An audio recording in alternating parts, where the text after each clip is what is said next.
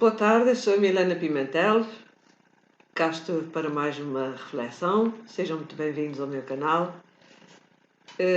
Hoje sobre o rei Dom Afonso II de Portugal. Dom Afonso II, filho de Dom Sancho I e de Dona Dulce de Aragão. Nasceu em Coimbra, no dia 23 de abril de 1185, precisamente no ano em que Dom Afonso Henriques falece em dezembro, mas provavelmente deve ter tido oportunidade de ter conhecido o neto. Antes de avançarmos para a governação do rei Dom Afonso II e, enfim, a política que terá adotado,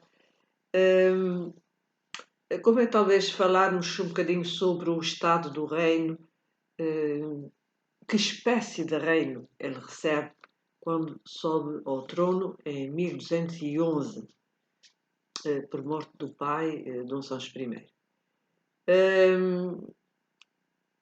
Ele recebe um reino, na verdade, relativamente organizado administrativamente, não é? Recebe um reino com a parte da reconquista já feita, pelo menos até Silves, não é? Faltava o resto do Algarve, claro. Reconquista essa que se fez com a ajuda da nobreza, das hostes régias também, mas com a ajuda da nobreza e das ordens militares, a expensas suas, ou seja, a expensas dessas ordens militares, a expensas dessa nobreza. Foi feita essa reconquista e também a partir da organização dos conselhos com os cavaleiros vilãos, que eram os polícias municipais, mas essencialmente essa reconquista foi feita com a nobreza e com as ordens militares. Claro que Dom Afonso recebe, na verdade, um reino minimamente organizado, como eu acabei de dizer, administrativamente, com conselhos, com os polícias municipais, que eram os cavaleiros vilãos, homens do povo, e que formavam como que uma elite, pois eles eram dispensados do pagamento de alguns impostos, como por exemplo a jogada que era um oitavo sobre a produção de determinada colheita de cereal, e eles estavam dispensados do pagamento desse imposto, o que já não acontecia com outra categoria, que eram os peões, também eles homens do povo, mas não estavam dispensados, portanto, do pagamento desse imposto. Também a palavra, o juramento nas questões de justiça do cavaleiro vilão tinha grande importância nas questões da justiça. Recebe também um reino com moeda organizada, tinha sido desde o tempo de Dom Afonso Henriques, ainda que de uma maneira muito simples, uma liga metálica de cobre e prata, mas havia moeda do tempo de Dom Afonso Henriques, já no tempo dele, com a cruz de Cristo. E também no tempo de ser pai de Dom Sancho I, tinha sido cunhado o morabitino, a moeda de ouro, chamada morabitino. Recebe também um reino com 3 cidades principais, Coimbra, Santarém e Lisboa. E quando eu digo três cidades principais é porque, por exemplo, em Coimbra era a sede onde estava o monarca. Mas Santarém e Lisboa também tinham uma grande importância mercantil. Lisboa, por ser uma cidade portuária, os muçulmanos chamavam-na Alusbuna e a Santarém chamavam Chantarim. Mas elas estavam já reconquistadas, tinham sido reconquistadas e eram Lisboa e Santarém. De maneira que essas cidades tinham grande importância e tinham grande importância precisamente devido ao rio Tejo. O rio Tejo era navegável quase até Santarém e essas terras eram férteis, extremamente férteis. Além disso, Lisboa era uma cidade portuária que já tinha tido algum desenvolvimento, mesmo no tempo dos romanos, e, e, e pronto, era uma cidade por onde passavam muitos mercadores e tinha, portanto, algum peso a nível económico no reino, nessa altura. Os produtos mais exportáveis também nessa altura eram o peixe, a pasta de peixe, o sal, que eram exportados em ânforas, e este era um pouco o estado do reino, o estado da nação naquela altura, com essas três cidades principais. Santarém, que fazia a ligação da parte agrícola, com as suas lesírias, e fazia a ligação com o Alentejo, não é? E Lisboa fazia a ligação marítima com o Mediterrâneo, com o Mar do Norte, com a Europa do Norte, com o Mar Báltico. Portanto, eram duas cidades, digamos que em franca expansão económica. E é este, na verdade, o reino que ele recebe dos seus antecessores. Mas, quando ele assume o trono, sobe ao trono aos 25 anos, em 1211, ele depara-se com uma situação de conflito com as irmãs Teresa, Mafalda e Sancha. E porquê? Por causa de uma questão testamentária.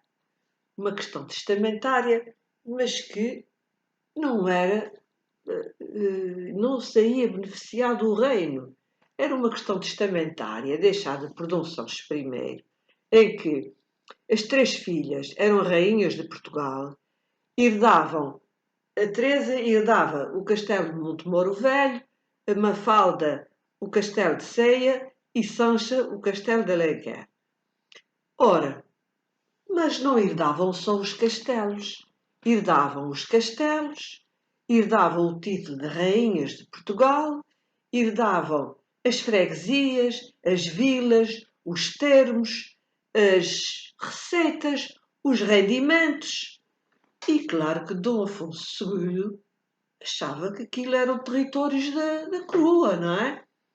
Achava que também, sendo Teresa casada com Afonso IX, rei de Leão e da Galiza, e Mafalda, sendo casada com Henrique I de Castela, pudesse haver uma divisão, hipoteticamente, mas pudesse haver uma divisão no território do reino que levasse à anexação e à perda de território para Portugal. E isso foi um conflito que se arrastou, foi um conflito que foi levado à Santa Sé, foi um conflito que a Santa Sé decidiu a favor das rainhas de Portugal, o que significava também uma situação um pouco caricata, que era o reino de Portugal ter 3 rainhas e um rei, mas que a Santa Sé decidiu dessa maneira, favoravelmente às rainhas. E, como Dom Afonso II se opôs, obteve a excomunhão da Santa Sé, ou seja, foi excomungado. Bem, esta situação de conflito iria arrastar-se por todo o reinado dele e só seria resolvida pelo seu sucessor, Dom São II, que acabou por dar rendimentos às tias e elas prescindiram do título de rainhas. Portanto, foi esta situação de conflito que, logo no início do seu reinado, Dom Afonso também se deparou quando teve conhecimento dessa disposição testamentária do pai. Relativamente à sua governação, ele foi um rei, contrariamente às monarquias anteriores, quer porque grande parte da reconquista estava feita e a ela muito se devia parte do território que foi alcançado para Portugal, e muito se devia também à nobreza e às ordens militares. Mas, dizia eu, quanto à sua governação, ele foi pouco belicista em relação aos seus antecessores, que foram mais guerreiros, mas também por força dessa necessária reconquista, não é? Ele foi pouco belicista, mas também por uma questão de condição de saúde. Ele era extremamente gordo e sofria de uma doença dermatológica que se diz que era lepra. E, portanto, tudo isso condicionava o fardamento, digamos, a forma de trajar para liderar um exército. E, para além da sua condição de extrema gordura. Aliás, ele foi nominado Dom Afonso II, o Gordo, não é? Mas foi pouco belicista. No entanto, houve uma conquista, a de Alcácer do Sal, em 1217, Borba também e Vila Viçosa, mas isso por impulso da nobreza. Mas logo no princípio do seu reinado, em 1211, ele convocou cortes, muito embora tenham sido intervenientes nessas cortes apenas a nobreza e o clero, mas convém referir que ele convocou cortes em Coimbra, em 1211. Aliás, são as primeiras cortes, não com os 3 estados, não com o clero, nobreza e povo, mas apenas com o clero e nobreza, mas foram convocadas cortes em Coimbra em 1211. Constava que em Lamego, Dom Afonso Henriques tinha convocado cortes em Lamego, mas parece que isto não passa de lenda. Parece que essas cortes de Lamego nunca terão existido. E de facto, as primeiras cortes, apenas com os 2 estados, o clero e a nobreza, mas foram realizadas em Coimbra, por Dom Afonso II. Relativamente à sua governação e à sua política, foi uma política de centralização do poder, de centralização do poder régio, da soberania, da consolidação da soberania e do poder régio. Foi esta, em parte, a sua governação e a política que adotou, e compreende-se até certo ponto, porque o conflito existia com estas 3 rainhas, não é? A par do seu reinado, que perdurou por todo o seu reinado, essa situação de conflito, e compreende-se que ele quisesse consolidar o reino e firmar a soberania régia. Compreende-se perfeitamente. Mas também a parte da sua governação foi na tentativa de defesa, de medianeiro, de fazer justiça perante os mais fracos, em detrimento de algum poder senhorial, em detrimento da nobreza. A nobreza é essa que via isto de alguma forma como alguma injustiça, porque, enfim, tinha sido ela a fazer a reconquista, tinha sido ela a expensas suas a fazer a reconquista, juntamente com as ordens militares, também a expensas dessas ordens militares, porque o rei não tinha dinheiro para estar a pagar estas batalhas todas, por isso recompensava a nobreza e as ordens militares com doações de territórios depois das batalhas feitas. Também a sua governação apontou muito no sentido de retirar algum poder ao clero. E não só por causa dessa situação de conflito em que ele foi excomungado, etc., não é bem como uma retaliação que ele usou em relação à Igreja, não é?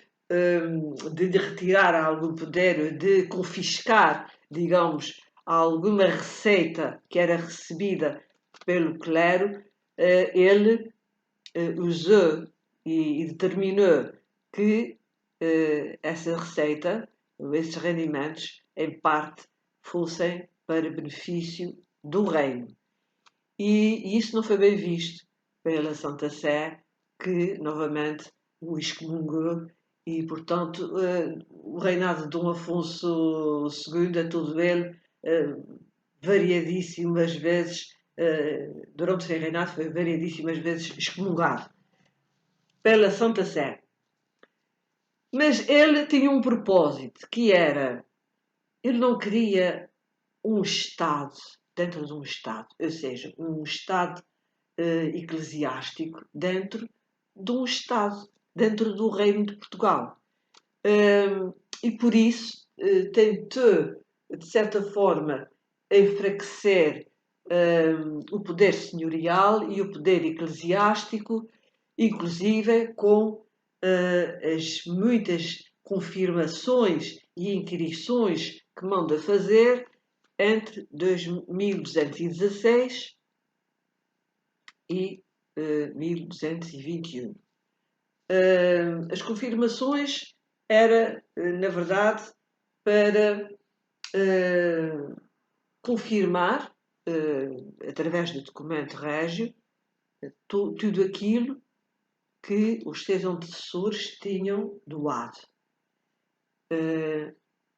E as inquirições eram feitas por oficiais régios, os ovensais, como eram chamados na altura, por funcionários régios, de freguesia a freguesia, para indagar das terras do rei, para indagar quem pertencia a determinadas terras, com vista a conter a usurpação do território, com vista a conter os abusos do património régio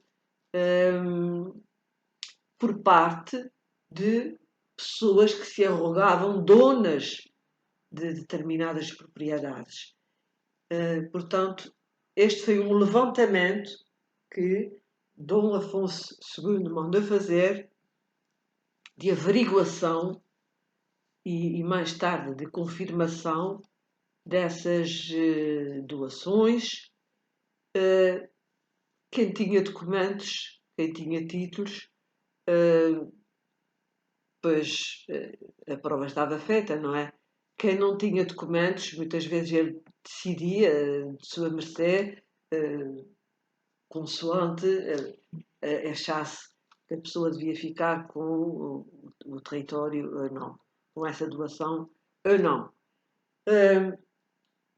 Foi também no seu reinado que surgem as primeiras leis extraídas do direito romano que tinham sido recuperadas no século XII e que foram consideradas leis gerais. E coisas simples, como por exemplo, tornava livre o matrimónio. Essa foi uma das leis que ele emanou. Também a proibição da falsificação de moeda, também. Digamos que o seu reinado é no sentido de uma organização melhor, mais administrativa, mais no sentido administrativo, legislativo também. E também ele deu muita atenção à sua legitimação, até porque havia essa situação de conflito, não é? Com as irmãs. Ele, portanto, em 1212, ele pediu a bula Manifestus Probatum à Santa Sé para legitimar o seu reinado e voltou a pedir novamente em 1218. Portanto, ele não só queria a sua legitimação como rei, mas também queria a sua legitimação como o continuador de uma dinastia que se tinha iniciado com Afonso Henriques, não é? Estas foram algumas das coisas que ele fez durante o seu governo, evitando realmente o poder da Igreja, evitando também os abusos por parte de alguma nobreza, alguma contenção senhorial e da nobreza, sim, e alcançou também algum prestígio com uma batalha, quer dizer, na altura em que na altura em que ocorre esta situação de conflito com as irmãs, não é? Dona Teresa, que era casada com Afonso IX de Leão e da Galiza, que era rei de Leão e da Galiza, pediu ao marido que entrasse por terras transmontanas. E assim ele fez, não é? Numa altura em que Dom Afonso II tinha o exército ocupado com outra batalha. Mas essa batalha iria trazer-lhe algum prestígio. Muito embora provavelmente ele não tivesse liderado esse exército, o que é facto é que, e faz hoje precisamente anos, que se desenrolou a Batalha de Navas de Tolosa, em território espanhol, que foi uma batalha muito trabalhada, muito pensada durante anos para derrubar o califado almóhade da Península. E foi organizada, essa batalha foi organizada por Afonso VIII de Castela e houve uma coligação de reinos de Navarra, por exemplo, São VII de Navarra, também se coligou com o rei de Castela e Pedro II de Aragão também se coligou e o próprio Dom Afonso II, o nosso Dom Afonso II de Portugal, também fez parte dessa coligação de reinos, juntamente com organizando um exército português no qual participaram também cavaleiros leoneses, ordens militares de Calatrava, dos templários, dos hospitalários também. E não quer dizer que a sua condição permitisse que ele liderasse esse exército, mas o que é facto é que a participação do Reino de Portugal nessa batalha de Navas de Tolosa ficou célebre e trouxe-lhe imenso prestígio, porque foi esta coligação de reinos. O Reino de Leão não entrou nessa coligação, pois ele estava em litígio com Dom Afonso II de Portugal, pronto, não se quis aliar a essa coligação, mas houve alguns leoneses que fizeram, alguns cavaleiros leoneses fizeram parte do exército de Dom Afonso II. De modo que esta batalha em que o califado almohade muçulmano é derrotado trouxe não só grande prestígio também ao rei de Castela que a tinha organizado e aos reinos coligantes, mas também a do Afonso II como rei de Portugal, que rei Afonso II de Portugal, que morreu excomungado pela Santa Sé, situação que só seria resolvida no reinado de Dom Sancho II,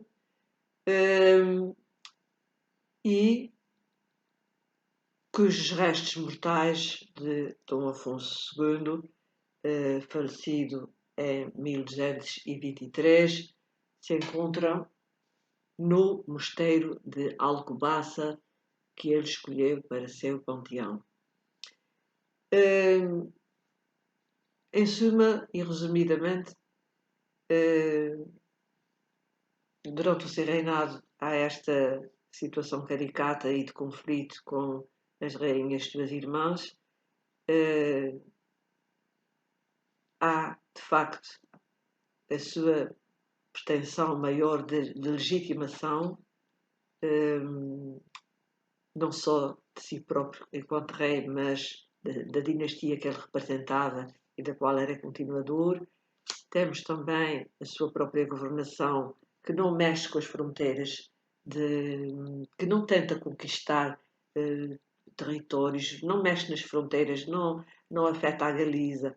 A conquista que acontece é por iniciativa de nobres de Alcácer do Sal, de Borba, de Vila Viçosa, mas com o consentimento do soberano, naturalmente, e foi um reinado de consolidação, de afirmação pessoal, de afirmação e de consolidação do reino e do soberano e de alguma centralização do poder em si, mas que é compreensível atendendo à situação de conflito aberto em que ele se encontrava com as irmãs. E faleceu aos 37 anos de idade, muito novo. Reinou durante 12 anos apenas, faltava um dia para fazer os 12 anos de reinado. Faleceu, segundo se pensa, devido à própria condição em que se encontrava de ser gordo, não é? E também e da lepra, não é? E deixou filhos menores. Portanto, Dom Sancho II era de menor idade quando o pai faleceu, quando Dom Afonso II faleceu. Portanto, temos aqui também deixou moeda, fez moeda, eu acho que já referi isso, se não referi, refiro agora que também fez moeda, de modo que É, sobretudo, um reinado de consolidação de um reino jovem, como era Portugal, de preservação das fronteiras que já existiam, eh, e, e de, e de alguma conquista, com Alcácer do Sal, Borba e Vila Viçosa. Portanto, um governo e um reinado curto, se pode assim dizer, com imensas situações de conflito, quer com as irmãs, quer com o reino de, de Leão, quer com a própria Igreja, não é verdade? Mas que ele tentou fazer o seu melhor na certeza de preservação do reino e da sua continuidade, como Portugal. Ficamos por esta reflexão, ficamos por aqui.